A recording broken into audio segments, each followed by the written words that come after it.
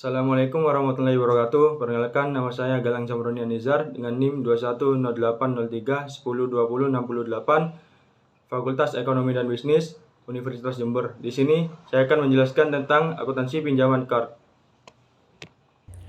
Di sini saya akan menjelaskan tentang definisi dari card.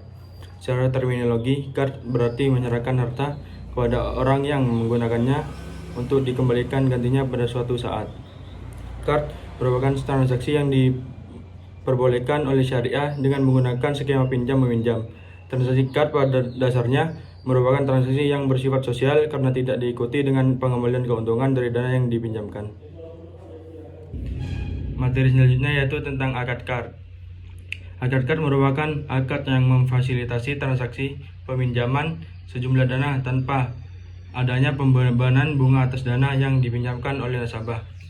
Disyariahkan dalam Papsi 2013, akad card dalam lembaga keuangan syariah terdiri dari dua macam, yaitu yang pertama akad card yang berdiri sendiri untuk bertujuan sosial semata sebagaimana dimaksud dalam fatwa DSN MUI nomor 19/DSN MUI 4/2001 tentang al-card bukan sebagai sarana atau kelengkapan bagi transaksi lain dalam produk yang bertujuan untuk mendapatkan keuntungan.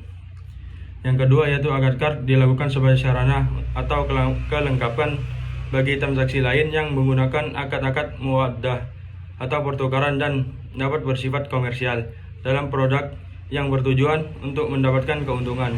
Penggunaan dana dari pihak ketiga hanya diperbolehkan untuk tujuan komersial antara lain seperti produk rahmas, pembiayaan pengurusan haji lembaga keuangan syariah, pengalihan utang, syariah charge card, syariah card dan anjak piutang.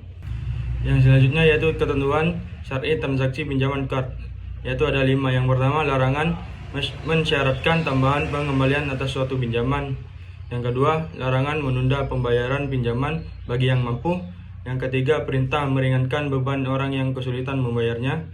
Yang keempat, pembolehan mengenakan biaya administrasi. Yang kelima, yang terakhir, pembolehan pengenaan sanksi pada peminjam yang mampu tapi melalaikan kewajibannya. Materi selanjutnya yaitu tentang rukun transaksi pinjaman card. Yang pertama yaitu ada transaktor. Transaktor yaitu pemberian pinjaman dan penerimaan pinjaman. Transaktor pada pinjaman card terdiri dari pemberian pinjaman dan penerima pinjaman sebagaimana pada transaksi lainnya. Para pihak yang terlibat dalam transaksi pinjaman card harusnya memenuhi prinsip syariah.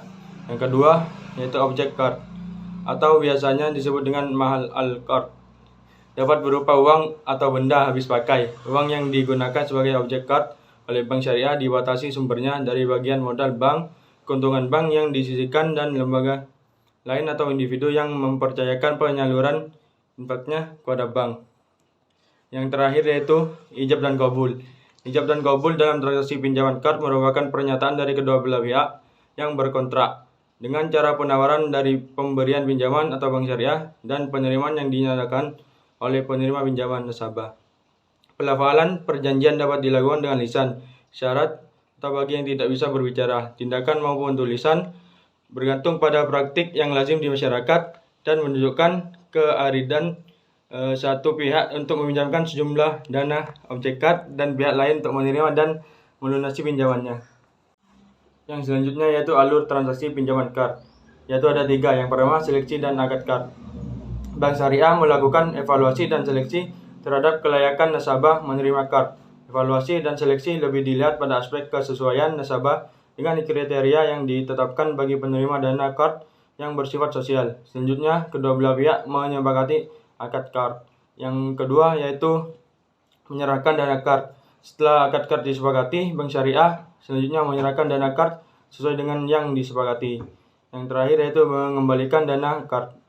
Nasabah melakukan pengembalian pinjaman card sebesar dana yang dipinjam baik secara langsung, keseluruhan maupun angsuran. Yang selanjutnya yaitu tentang perhitungan pinjaman card. Contoh kasusnya yaitu Bapak Subandi yang bekerja pada sebuah bank syariah meminjam kepada bank syariah tersebut dengan skema card untuk membayar uang masuk sekolah anaknya di perguruan tinggi. Pinjaman card ini menggunakan dana interbank. Informasi terkait akad yang disepakati adalah sebagai berikut. Jumlah pinjaman sebesar 1 juta, lama pinjamannya selama 4 bulan, biaya administrasi 10.000. Dalam transaksi pinjaman kad terdapat 2 perhitungan, yaitu yang pertama perhitungan angsuran per bulan.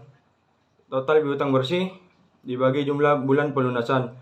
Angsuran per bulan 1 juta dibagi 4, yaitu hasilnya 250.000. Biaya administrasi dibebankan kepada nasabah dapat dihitung dengan menggunakan presentasi tertentu dari besar pinjaman. Yang kedua yaitu perhitungan biaya administrasi. Biaya administrasi N% dikali besar pinjaman, yaitu 1% dikali 1 juta yang hasilnya 10.000. Sekian presentasi dari saya, kurang lebihnya mohon maaf.